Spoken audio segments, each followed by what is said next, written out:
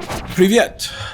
Metro Awakening represents an ambitious leap into virtual reality for the Metro series, helmed by creative director Martin Deron and written by Metro creator Dmitry Glukhovsky himself. This prequel takes place before the events of Metro 2033, setting up the dystopian world where nuclear war has forced Moscow's survivors to seek shelter in the city's vast subway system, which has effectively become Russia's largest bomb shelter.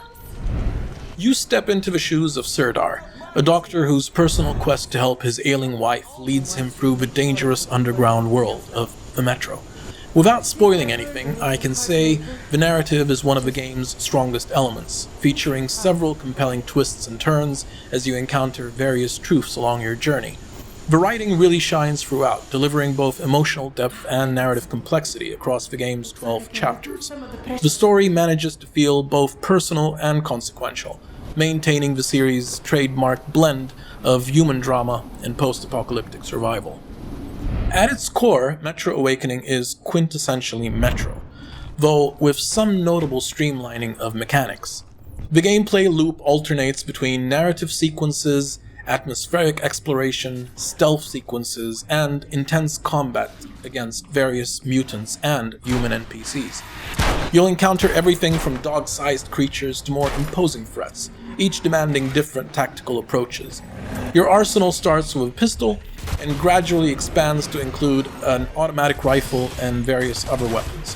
While the selection isn't extensive, the gunplay is exceptional, ranking among the best I've experienced on Quest, alongside titles like The Light Brigade and Arizona Sunshine. Unlike previous iterations of the Metro franchise, Metro Exodus for example, there's no crafting in Metro Awakening. You won't be crafting grenades or Molotov cocktails, and weapon modification is extremely limited. The only weapons mod I found was a silencer for the pistol, which was automatically added once found. In that sense, Metro Awakening keeps things simple.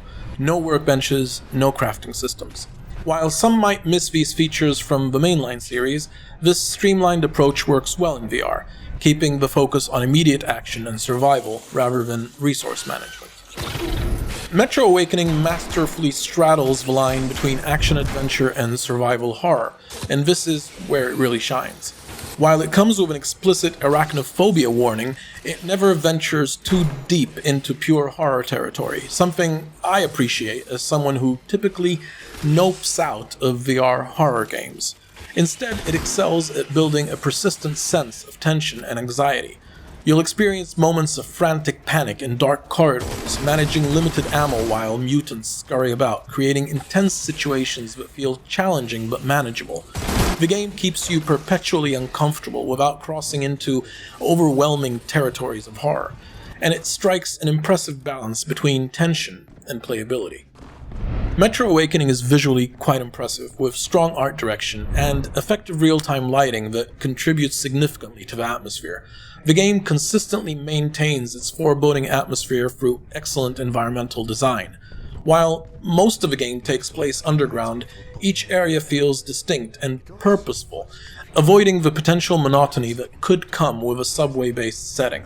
Some locations are intentionally revisited as part of the narrative. It fits into the plot, and it isn't a lazy asset reuse, but a deliberate story choice that adds to the overall experience. The attention to detail is remarkable, especially in the interactive elements. You can physically check your remaining ammo by looking at your weapon's chamber, and small touches like functional fans and playable pianos add to the world's believability. While it's not an immersive sim where you can interact with everything like you can in Half-Life Alyx for example, the interactive elements that are present feel purposeful and well implemented. Character animations are notably smooth with minimal jank, and I generally felt no jank throughout the game, even while recording, which is particularly impressive for a Quest title. The environmental storytelling is subtle but effective, with each area telling its own story through careful visual design. I would also be remiss not to mention the game's opening sequence, which is quite cinematic and very well done, and it tells you straight away when you start off the game that you're heading into a polished, quality experience. The audio design stands as the game's crowning achievement, creating a deeply immersive experience that elevates every other aspect of the game. The soundtrack expertly emphasizes emotional beats throughout the story, from moments of creeping dread to brief instances of hope, optimism, grief, and sometimes sadness. While it pays homage to classic Metro themes, it establishes its own unique identity that fits perfectly with the VR experience. The sound design is also exceptional, leveraging every trick in the horror game playbook to maintain tension. You'll hear unsettling radio murmurs that you can't quite make out, precise directional audio that keeps you on edge, and the nerve-wracking sounds of mutants moving through nearby tunnels. These audio elements work together to create a constant sense of unease that enhances every aspect of the gameplay. The voice acting is consistently strong throughout, adding authenticity to the experience and helping sell the emotional moments in the story. The way sound echoes through the tunnels, the mechanical clinking of your weapons, and the environmental ambience all contribute to making the Metro feel like a living, breathing place. I myself encountered very few technical issues during my playthrough. I know that Doc mentioned he experienced some minor control quirks like occasional overlap between the mask and reload detection zones where he would try to take off his mask and get ammo reload instead, and a few moments where he felt that the gameplay systems didn't quite sync with narrative elements, like for example hearing a conversation continuing normally on the radio while the character himself was choking and running out of oxygen. However, I experienced no crashes or significant bugs throughout my entire playthrough, which is impressive for a VR title of this scope. I completed the game in about 6.5 hours on normal difficulty. While some players report longer playtimes of 10 to maybe even 14 hours, especially on hard difficulty or when pursuing a stealthy approach, my experience was focused and satisfying. There are collectible postcards to find, which unlock with a satisfying musical cue, but replayability is limited, as you'd expect from a narrative-driven single-player game. Metro Awakening stands as a testament to how traditional gaming franchises can be thoughtfully adapted to virtual reality. While it doesn't include all the systems and complexity of its non-VR counterparts, it succeeds by focusing on what works best in VR: immersive storytelling, tense combat, and atmospheric exploration. The combination of great gunplay, impressive visuals, outstanding audio design, and an engaging story kept me coming back for more.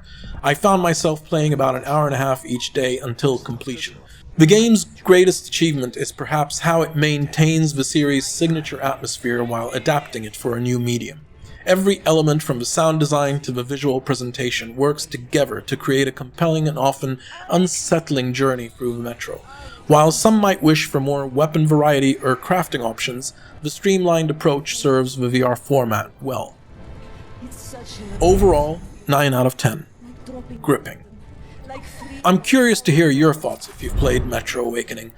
Did you experience any issues, and if so, what were they? And what other flat game franchises would you like to see make the jump to VR, following the successful transitions of series like Batman, Assassin's Creed, Resident Evil, and now Metro? If you found this review useful, please like and subscribe. It keeps us motivated. Have a wonderful day, and keep on gaming. Maybe one day I will.